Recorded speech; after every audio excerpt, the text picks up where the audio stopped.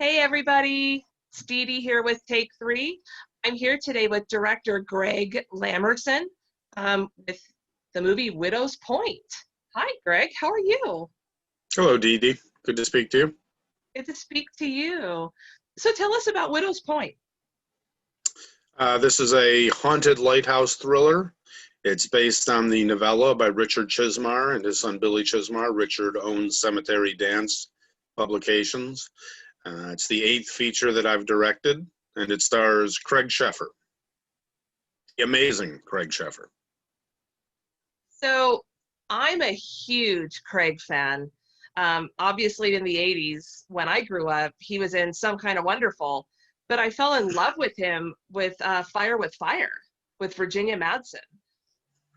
I saw that in the theater, and I don't even remember him in that. But I loved him in Fire in the Sky. Oh yeah. So what was it like directing him in this? This is obviously not the 80s heartthrob Craig that we've seen. Well, I met him about 8 years ago on a movie called Battle Dogs, which was a sci-fi TV movie about werewolves. And he optioned a book of mine that we've been developing for years, and we became good friends. So I already had a real comfort zone with him. But honestly, with a schedule like we had, and when you have a pro like Craig, directing really just means creating the frame, writing the script. I wrote the screenplay as well, and letting him do his thing. And he brought a lot of physicality to his role that wasn't necessarily there in the script. And it's funny, his character goes through a major emotional breakdown in the last act of the film. And we shot all of that in the first 3 days that he was in town. We built the set for the room in the lighthouse where he spends a lot of his time. And what I did is he's got several key scenes, and for every one of them, I just said, give me 3 different versions, do whatever you want. And each one was wildly different and wildly entertaining. We were dying behind the cameras. And then the hardest part really was choosing which radically different version to use when we were editing it, and to figure out not only which one was best and not too over the top, but which ones worked well with each other. Yeah, he definitely has a breakdown. He's super talented. A lot of the professional actors start out in theater, so they really bring a lot to the table if you allow them. Right. So throughout this movie, you get a lot of different backstories, and you went through a lot of different eras. Right. How was that to film? It made our schedule a little tough. We had our 16-day shooting schedule, and we actually did the film in 15 days. And the lighthouse, we do show flashbacks to dramatize the history of this haunted lighthouse. So you have 2 sequences set in 1933, one in 1987, one, I guess, in like 2007 that didn't require any period costumes. We couldn't paint the rooms, to reflect the different time periods. So we would just swap out a couch. It was really the costumes that we used to sell the different time periods. But other than that, it's just like any low budget film with a short shooting schedule and a large cast.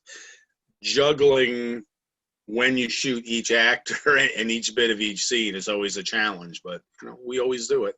It's just a puzzle you have to put together. Right, which leads me to my next question. What were some of the big challenges on set? My wife and I produce these films together, and our pre-production generally is 2 months of us alone in a room trying to maintain a veneer of civility as we plan everything out. As long as you plan everything out and you hire the right people, there really aren't a lot of challenges and surprises. In our case, we did have to drive an hour each day to and from the lighthouse, and they had very minor restrictions regarding the lens and the lantern at the top of the lighthouse. That is worth tens of thousands of dollars. It's one of the only working ones in the country. So, we had some things we had to be careful with, but really, nothing major got in the way. Not even the ghosts at that lighthouse. That's a haunted lighthouse itself. So where is this lighthouse located? It's in Dunkirk, New York. I'm in Buffalo, and Dunkirk is an hour south of here. And I actually lived in Dunkirk as a toddler. It's off Lake Erie.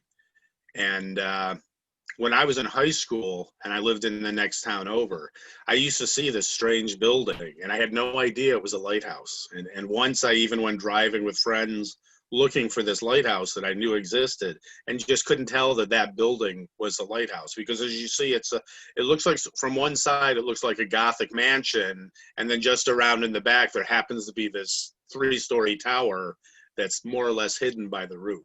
So it's sort of an irony that I wound up there all these years later. And was everything shot on location at the lighthouse? No, the lighthouse, the full title is Dunkirk Historical Naval Veterans Museum Park. It's a working park and museum, and all of the rooms inside are filled with military uniforms and nautical devices, and it's pretty cool because they kept all the furniture and stuff. It's like a museum where you walk into an antique room. So we could have shot in there and it would have been very cool, but I was concerned about the cases, the glass cases and things. So we really used the lighthouse for the grounds, the outside of the tower, the stairway that goes up to the top, and the catwalk at the top. For the actual room where Craig spends most of his time, we built a set, which we shot on for 3 days. And then all the scenes that take place in the lighthouse keeper's quarters, Craig, before he goes inside the tower, and the folks that are watching him on the video monitors, those were actually a house outside Buffalo that doubled. I had some friends who bought this huge old house that they were in the process of converting into a bed and breakfast. So we got in there before they did too much work. The room that the children are in, with the wallpaper that matches the bed covers and has all the 1930s toys, that's exactly how the room was when we went in there. We just brought a few items in, so it didn't require any art direction. And it's the most period authentic room in the film. Oh, wow, that's really cool. So you said you a lucky break. So you said you work with your wife? Yes. On these movies. So what are you guys working on now? Well, she's been writing her own screenplay during pandemic, which I review draft after draft after draft. She's being very thorough with it. And I have 3 screenplays that I have ready to go. All I can do is polish them and repolish them, go back and polish them, because obviously you can't even go to investors and say with any certainty, oh, we can shoot this in 4 months, because nobody knows. So everything's on hold, unfortunately, which gives me plenty of time to promote the release of Widow's Point. And when and where can people see Widow's Point? Well, folks can pre-order it on DVD right now. It's only $8.99 on Amazon, a bargain, and the VOD will be out on September 1st, which is also when the DVD will be available on shelves in Walmart, which is a first for me. I usually don't get into Walmart. Oh, really? Well, it always depends on the distributor you work with. The distributor of many of my films has always been scared of Walmart because they make you produce thousands of copies, sell them to them at a discount, and then if they don't sell them, they return all those DVDs. So a small label can go out of business with the wrong deal. So caution has prevented some of them from going that far. But for this one, they're throwing caution to the wind. But, I mean, obviously I've seen the movie. I think it's fantastic. And I loved watching Craig lose it, I guess is what you can say. He's so good in this. I agree. Any awards coming? Like any kind of talk of anything like that? Well, we did take the film on the film festival circuit for a year. We ended up doing 12 festivals. We were accepted into 18. 6 of them were either canceled or postponed to the fall or went virtual, which our distributor would never approve, that you don't want to give away those virtual sales. He did win Best Actor at Crimson Screen Horror Film Festival and at the Shawnee Film Festival in Massachusetts, which was an amazing one to attend. Oh, that's fantastic. I'll, So, I'll just say about Craig. His brother was an Emmy-winning TV producer, and their mother died, and Craig had to take care of a lot of the arrangements. And then the brother got terminally ill, and so Craig left Hollywood, and for almost 6 years he was holed up in a house he grew up in, I guess, in Pennsylvania, being nursemaid to his brother. And in the midst of this is when I contacted him. I called him. I said, I know what your situation is, but if you can get away for a couple of weeks, I think you'd be great for this. He liked the script enough to say yes. Got away for 2 weeks. You know, his daughter Willow plays one of the ghosts. His daughter Willow with Gabrielle Anwar. And then he went back, and in December, his brother passed away finally. And a few months ago, Craig moved back to LA to get back in the game. And of course, everything shut down because of the pandemic. So it was just one of those timing things that I was even able to get him. It's a lower budget film, obviously, than he would usually do. well, I mean, he does such a great job, and I'm such a big fan that I think anybody would love to watch this movie with Craig. You know, Thank you. He definitely tapped into whatever isolation he was feeling being in that house taking care of a sick sibling, and like the rest of us, he just had a great time on this particular location. That Lighthouse was a really nice place to spend part of the summer, and to have family members. My daughter's in the film too. To have family members all hanging out together was really nice. that's cool. So you guys, like, you really just sort of made it a family sort of vacation, and you got a really great movie. And a couple of members of the crew also had sons and daughters working on there, so it's just a very unusual set of circumstances.